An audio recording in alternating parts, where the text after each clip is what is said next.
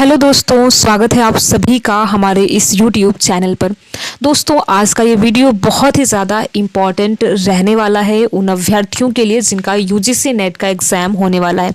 तो यहाँ पर देखिए, हम आज के इस वीडियो में 4 जनवरी 2025 को जो UGC नेट का एग्ज़ाम कराया गया, फर्स्ट और सेकंड दोनों शिफ्टों का हम पेपर फर्स्ट के को लेकर यहाँ पर हम देखने वाले हैं कि यानी कि जो आपका फर्स्ट पेपर है, तो फर्स्ट और सेकंड शिफ्ट में जो प्रश्न पूछा गया था किस प्रकार से पूछा गया है।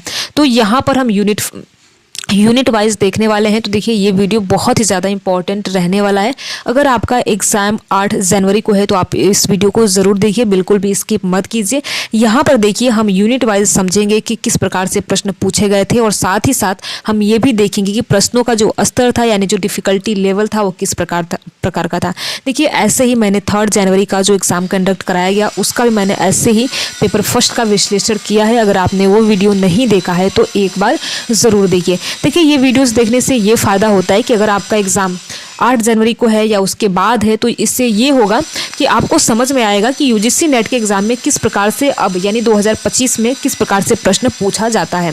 तो यहाँ पर देखिए, एक चीज़ आप सभी को पता है कि UGC नेट के एग्ज़ाम में जो फर्स्ट पेपर होता है वो सभी का सेम होता है। फर्स्ट पेपर से 50 प्रश्न पूछे जाते हैं, कुल मिलाकर 10 यूनिट होते हैं और 10 यूनिट से 5-5 प्रश्न पूछे जाते हैं, यानी प्रत्येक यूनिट को समान वेटेज दिया जाता है। तो अब एग्ज़ाम में क्या होता है, जो प्रश्नों का लेवल है यानी कि वो थोड़ा सा आपको अलग, पहले की अगर PYQs को लेकर अगर आप कंपेयर करेंगे तो थोड़ा सा आपको अलग देखने को मिलेगा। इसीलिए पेपर का जो रिव्यू है वो देखना बहुत ही ज़्यादा ज़रूरी है। तो आप इस वीडियो को देखिए, आप अंत तक ज़रूर देखिए और देखने के साथ साथ अपने यार दोस्त मित्र को भी शेयर कीजिए। तो यहाँ पर हम 4 जनवरी 2025 को जो एग्ज़ाम कंडक्ट कराया गया प्रथम पाली और द्वितीय पाली का पेपर फर्स्ट को हम देखेंगे।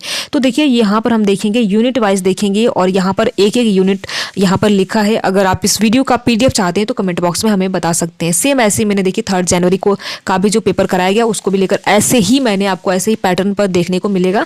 तो अगर आप उस वीडियो को नहीं देखे हैं तो एक बार जरूर देखिए। अगर आपको PDF चाहिए तो हमें कमेंट बॉक्स में बता सकते हैं, ठीक है। तो यहाँ पर चलिए हम देखते हैं टीचिंग एप्टीट्यूड, जो कि पहली यूनिट है, आप देख सकते हैं।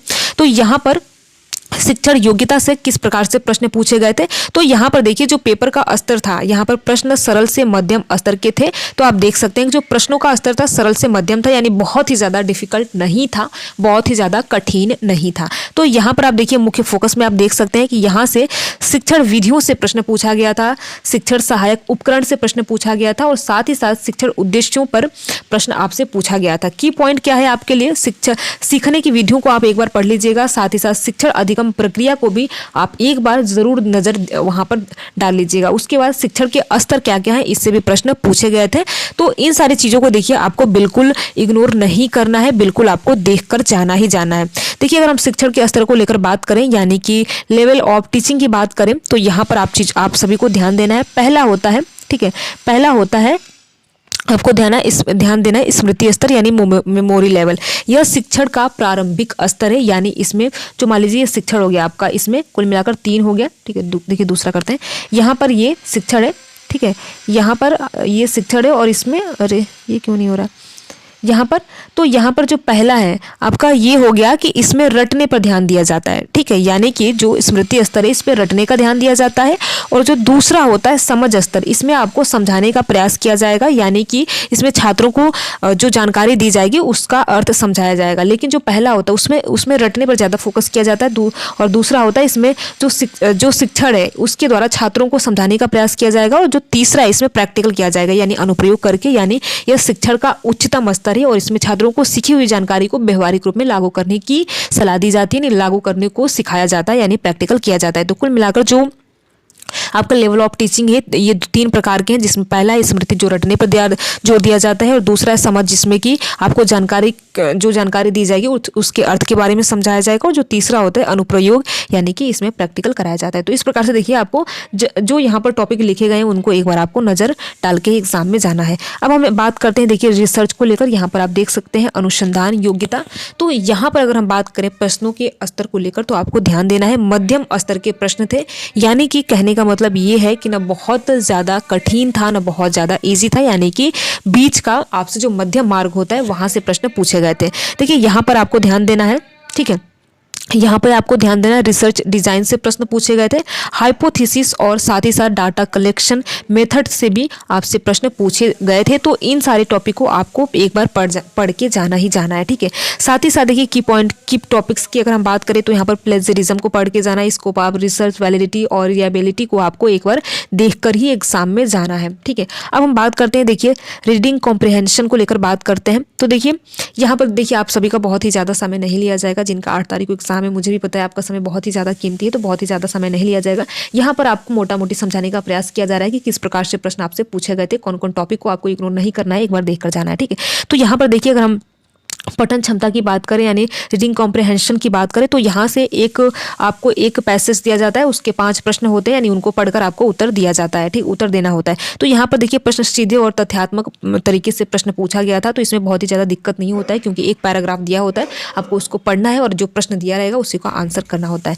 अब हम 5वें पर चलते हैं। 5वां यूनिट आप यहाँ पर देख सकते हैं, कम्युनिकेशन है, जो कि संचार है। तो यहाँ पर आसान और स्केलिंग यूनिट रही है, यानी कि आसान बोल सकते हैं क्योंकि बहुत ही ज़्यादा कठिन नहीं है। यहाँ पर संचार के प्रकार से आपसे प्रश्न पूछे गए थे, बाधाओं से प्रश्न पूछे गए थे। तो एक बार आपको संचार के जो प्रकार हैं, ठीक है, जो कम्युनिकेशन के प्रकार हैं उसको आपको देखकर जाना है, और साथ ही साथ मौखिक और गैर मौखिक को भी आपको एक बार देखकर जाना है। प्रभावी संचार भी आपको देखकर जाना ही जाना है एग्जाम में, ठीक है। तो ये सारी चीज़ें आपको देखिए एग्जाम में करके जाना है। और यहाँ पर मेरे द्वारा जो भी आपको टॉपिक बताए जा रहे हैं, आपको एग्जाम में जाने से पहले, यानी कि अगर आपका एग्जाम 8 जनवरी को है या उसके बाद है, तो आपको ये सारे टॉपिक को देखकर जाना है, क्योंकि देखिए चीज़ें यहीं से रिपीट होती है। भले ही सेम प्रश्न न रिपीट होता है, लेकिन आप सभी को पता है कि हर विषय में हर साल जो थीम होते हैं वो बिल्कुल रिपीट होते ही होते हैं। तो यहाँ पे संचार के प्रकार आपको बिल्कुल अच्छे से पढ़ के जाना है, जिसमें मौखिक संचार है, गैर मौखिक संचार है, जिसमें कि ऊर्ध्वाधर संचार है, क्षैतिज संचार है, यानी जो भी संचार के प्रकार हैं आपको एक बार बढ़िया तरीके से देखकर जाना है।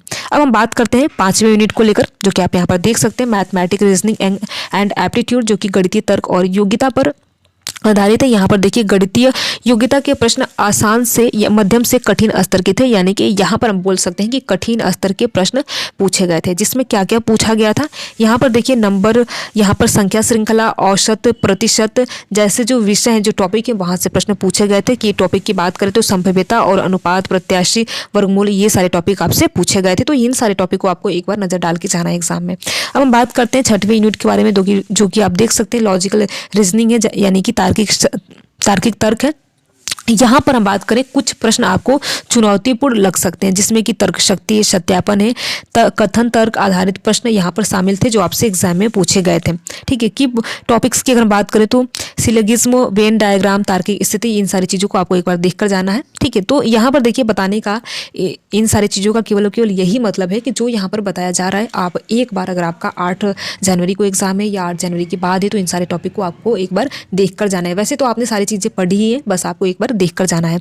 अब हम बात करें डीआई से, देखिए डीआई में 3 चीज़ें बहुत ही ज़्यादा इंपॉर्टेंट होती है, आप सभी को पता है, प्रतिशत, औसत, अनुपात। अगर ये 3 चीज़ें जिसको आ गई, उनका डीआई का एक भी प्रश्न गलत नहीं हो गया, इसकी गारंटी रहती है। तो देखिए एक डीआई दिया होता है, यानी एक आंकड़ा दिया होता है, उसमें 5 प्रश्न आपसे पूछे जाते हैं। तो देखिए डीआई ऐसा है जो कि आप इसमें नंबर अच्छा खासा ला सकते हैं। अगर आपको प्रतिशत निकालना आता है, यानी परसेंटेज निकालना आता है, अनुपात और साथ ही साथ अगर आपको एवरेज रेशियो, ये सारी चीज़ें निकालनी आती है, तो आपका डीआई का जो प्रश्न है 5 में से 5 सही होगा, ठीक है। अब हम बात करते हैं 8वें यूनिट को लेकर, जो कि आप देख सकते हैं इंफॉर्मेशन एंड कम्युनिकेशन टेक्नोलॉजी, यानी आईसीटी से प्रश्न मध्यम स्तर के थे।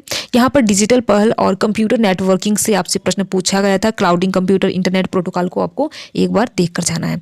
और इसके बाद हम देखिए 9वें यूनिट को लेकर बात करें, जो कि पीपल डेवलपमेंट एंड इन्वायरमेंट है, यानी लोक विकास और पर्यावरण है। यहाँ पर आपको ध्यान देना है कि पर्यावरण संरक्षण और एसडीजी यानी सस्टेनेबल डेवलपमेंट गोल्स पर आपसे आधारित प्रश्न पूछे गए थे।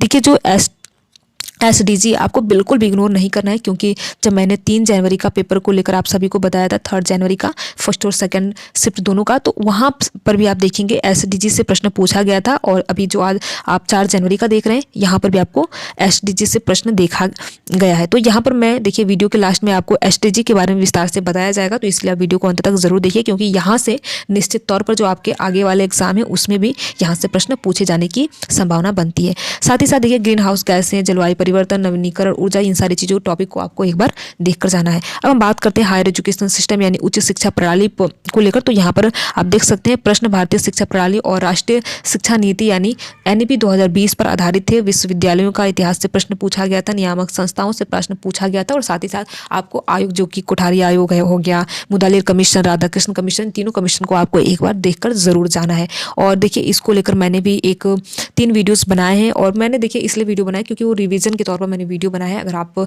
चाहते हैं तो मेरे चैनल पर उपलब्ध है कोठारी आयोग, साथ ही साथ मुदालिर कमीशन, राधाकृष्ण कमीशन। मैंने एग्जाम के पॉइंट ऑफ व्यू से केवल वही चीज़ें बताई है जो कि आपके एग्जाम के पॉइंट ऑफ व्यू से चीज़ें जरूरी है। तो अगर आप चाहते हैं तो एक बार वीडियो देख सकते हैं, ठीक है। तो ये रहा, देखिए ये हमारा समाप्त हो चुका है और ये रहा 4 जनवरी का जो UGC नेट का एग्जाम कंडक्ट कराया गया था फर्स्ट और सेकंड शिफ्ट का, उसका हमने देखा यहाँ पर यूनिट वाइज के किस तरीके से प्रश्न पूछे गए थे।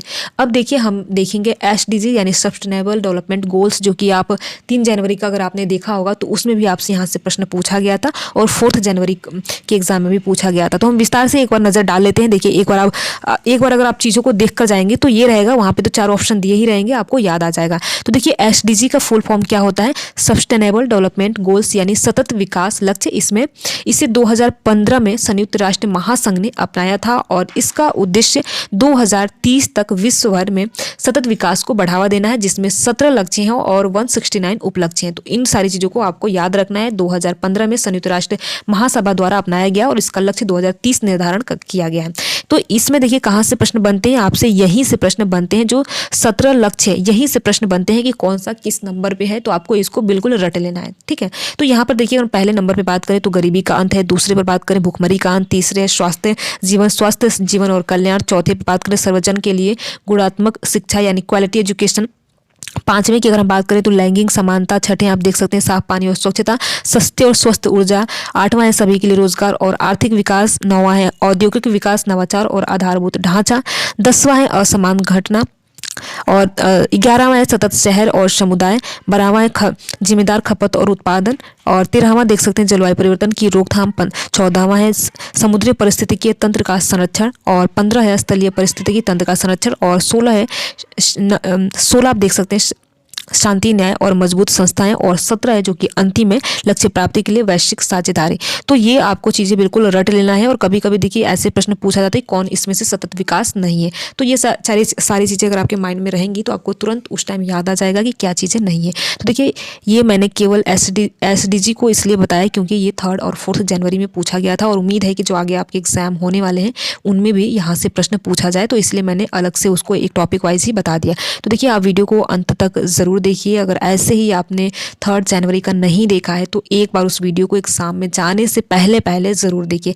इससे ये आइडिया लगता है कि किस प्रकार से इस बार 2025 में, यानी आप सभी को पता है UGC नेट ये दिसंबर 2024 वाला एग्जाम है और 25 में हो रहा है, तो किस प्रकार से प्रश्न पूछा जा रहा है। तो देखिए कहने का मतलब ये है कि इन दोनों वीडियोज़ को आपको बिल्कुल इग्नोर नहीं करना है, देख कर जाना है। 3 और 4 जनवरी का जो एग्जाम हुआ है उनको आपको देख कर जाना है किस प्रकार से प्रश्न पूछे गए हैं और साथ ही साथ जो भी यहाँ पर टॉपिक बताए गए हैं आपको एक बार उनको फिर से खोलकर देख लेना है कि किस प्रकार से यहाँ पे प्रश्न पूछा जा रहा है, ठीक है। तो कहने का मतलब है जो भी यहाँ पर टॉपिक है आपको एक बार देखकर एग्जाम में जाना ही जाना है और निश्चित तौर पर अगर आपने 3 जो भी एग्जाम कराए जा रहे हैं आपके एग्जाम से पहले अगर आपने देखा तो निश्चित तौर पर आपको वहाँ से बहुत ही ज़्यादा हेल्प मिलने वाली है। तो देखिए वीडियो को लास्ट तक देखने के लिए आप सभी का बहुत बहुत धन्यवाद। अगर आपको ये वीडियो अच्छा लगा हो तो वीडियो को ज़रूर लाइक कीजिए और अपने यार दोस्त मित्र को भी शेयर कीजिए और साथ ही साथ देखिए आप वीडियो को ज़रूर लाइक और शेयर कीजिए। Thank you.